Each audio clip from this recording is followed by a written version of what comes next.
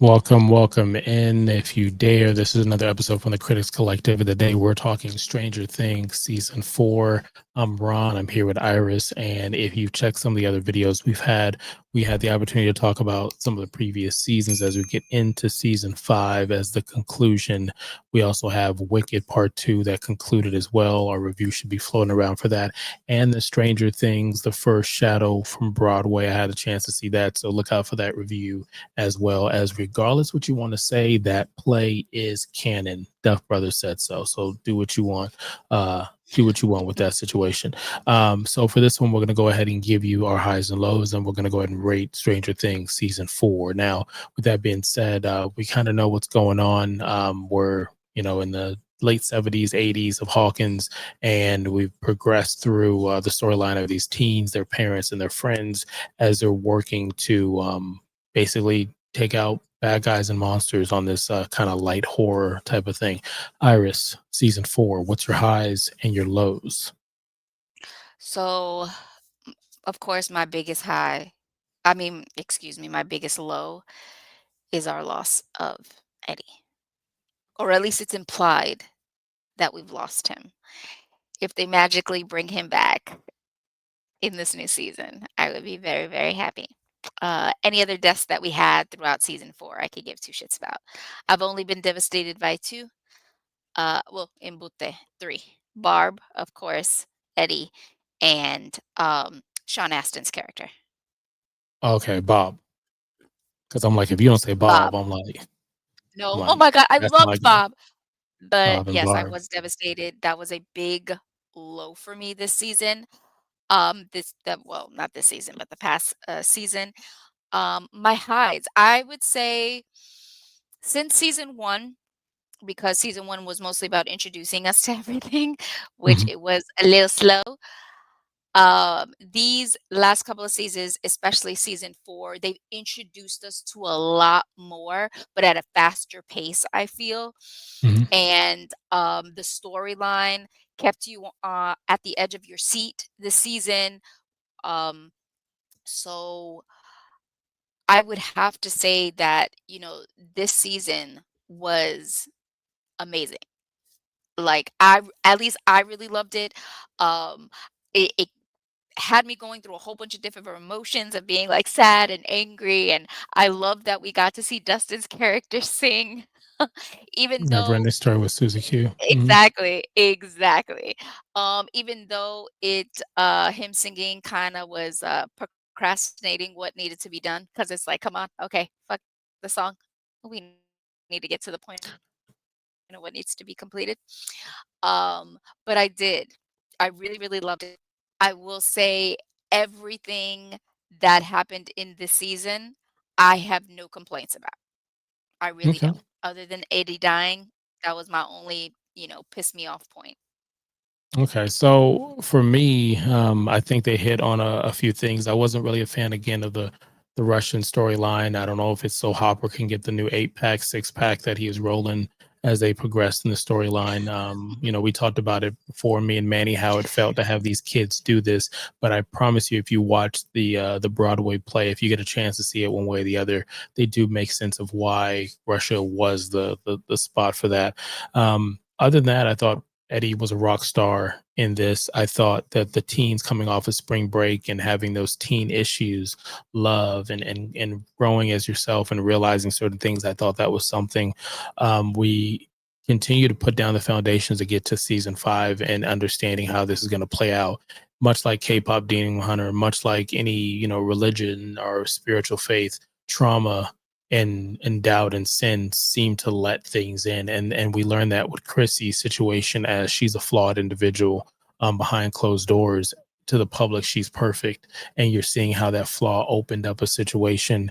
And once you see that, then you can see the pattern with other ones. They're flawed, and that's how, like, when you look at Billy was flawed. Billy was a racist. Now, I know I said I loved how Billy's character was in the seasons he was in, but honestly, some people don't like it. Billy was fucking racist. That was his character. That was the whole set of his character. He was broken. He had abuse at home. He wanted to fuck Stacy's mom. He wanted to Miss Wheeler. Point blank, he was a broken individual. Um, and that opened the gateway, and he still had a redemption story, so that was pretty cool there. The music and the songs again, um, "If I Only Knew, Make a Deal with God," everybody was playing that. Yes. Everybody was playing that, whether you were a fan of that song before the movie, point blank, you hear it now, you think this movie. So I thought it was cool. The story, again, the acting, these kids are growing up and they're acting. That Mhm. any of them lose anything off of it. Lucas and Max stole the show. I won't spoil anything in case you haven't watched it, but they stole the show. There's some stuff that happened where it was 3 days in between of them see like the conclusion of what's going on between Max and Lucas, and that acting help, like, just chills, like, just such a strong performance from them, and, it's our turn to go ahead and rate it, but after we rate this, we're gonna come back and we're gonna say, "Hey, what we think."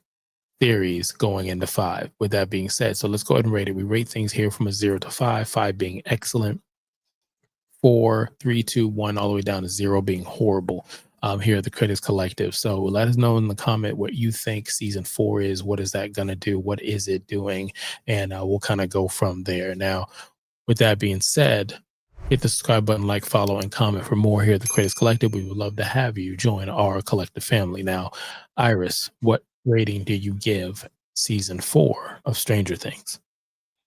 I am actually gonna give this one a 5. I thought it was excellent. It was excellent this season, and I'm praying the next one will be just as excellent or even above that. Okay, I would agree. I'll give it a 5. If I nitpicked on certain things, I think that's different. But like I said, I'm looking at some things that they kind of showcased and people that we talked about that may have passed that we'll find out if they didn't pass or not. So I thought they did a really good job kind of putting that together. And yeah, we're both going to say it's a 5. Now, with that being said, the rating out of the way, if you could, and I would love that we have this platform, what do you think briefly? What's your theory on how it plays out? Okay. So one of the things that I really I think it's gonna be an emotional roller coaster, even more than what they've put us through in the last 4 seasons. I really think some of our main characters, some of them are going to die. I really believe that. And I think it is going to devastate us all on who is gonna die from our group. Um, and I think other than, of course, Vecna, I think one of our, of course, secondary villains that are is the Thessal Hydra. Um, as you know, the kids, they play the Dungeons and Dragon, and every time they've mentioned one of the creatures, it has ended up being one of the villains of the season. The only thing we haven't seen yet is the Thessal Hydra. So I am really, really, really excited if that's going to be like our big baddie along with Vecna for this new season. These are my Okay. thoughts. These are my thoughts. Now, in regards to who may die, I don't know. I don't know who's going to die, but I think a good portion of our group is going to die. For me, I'm thinking that the numbers, I'm thinking Dustin has already told us the story of what's going to happen. If you listen to the seasons, I think that math number of 11 plus 8 plus 1 equals a natural 20 roll. And what that means is I think there is a redemption story for the number 8 for the sister for that episode that everyone skips but me. I believe that Will was picked for a reason. It has to do with his mom, and I'm putting a lot of this together because I saw the first Shadow, the Broadway one, and I believe there's also going to be a plan. Billy did see some stuff, and I think that's why the deaths are going to be so impactful because I believe we're going to get a chance to see these characters again on the other side, working and doing some stuff. So I just think that we're focused on what we think the bad guy is, and that is not the bad guy. There is another bad guy, and there's going to be another 4 or 5 star general that's going to throw us off for a little bit. So, let us know in the comments what you think is going to happen with this. You could have been anywhere in the world, and you chose to be here with me, Ron, and Iris. Other than that, Iris, got anything else? No, nothing at all, but I like how you refer to yourself twice. I know I that and that's what threw me off because I'm like, "Ron," and yeah, I I'm was like, like, "Wait, oh, okay, that's "Wait, we're 3rd, 4th wrong." person." I Person could have been anywhere. Until next time.